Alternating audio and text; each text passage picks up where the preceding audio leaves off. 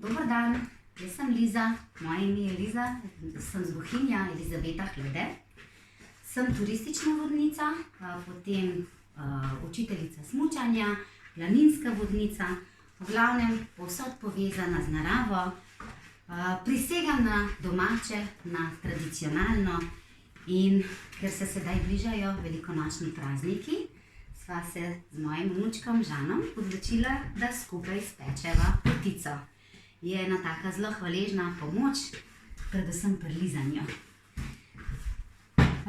Tukaj sva že pripravila testo za potico, ki ga je potrebno močno in dobro pregnetiti. V tem testu je moka, sladkor, mleko, kvas, potem malo limonine lupinice, žlička soli.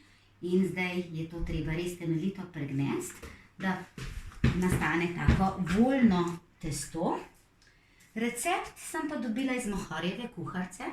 To je res tako staro, star tradicionalni recept. Testo za potico boljše. Tukaj imamo pa že pripravljeno filo oziroma nadev za potico. Kaj sta dala noter? Orehe. Orehe Pa mleko. pa moko. Ne, moke pa ni bilo tukaj noter.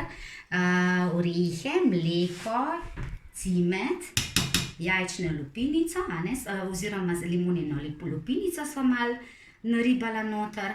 No, zdaj pa seveda malo rumčka, malo ruma tudi za aromo. In sedaj še dodajava beljake iz jajc. In to bova lepo, res vse skupaj lepo previdno premešala in potem namazala potico.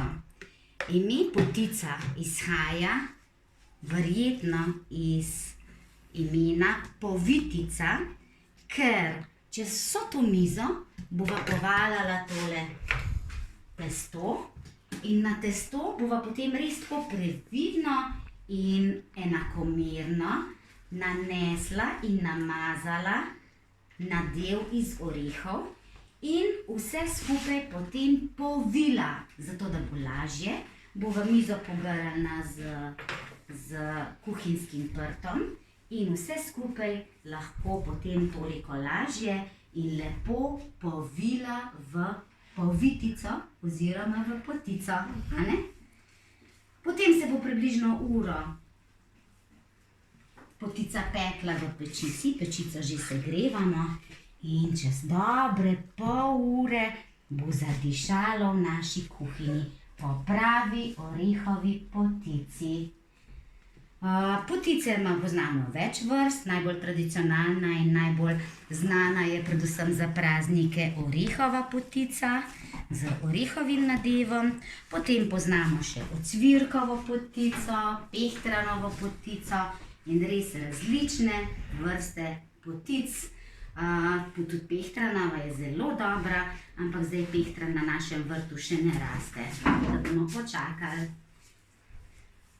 Želimo vam res lepe, prijetne velikonočne praznike, dobro potico, slastno šunko, lepe in dobre pirhe in da se po velikonočnih praznikih potem kmalu vidimo v Sloveniji.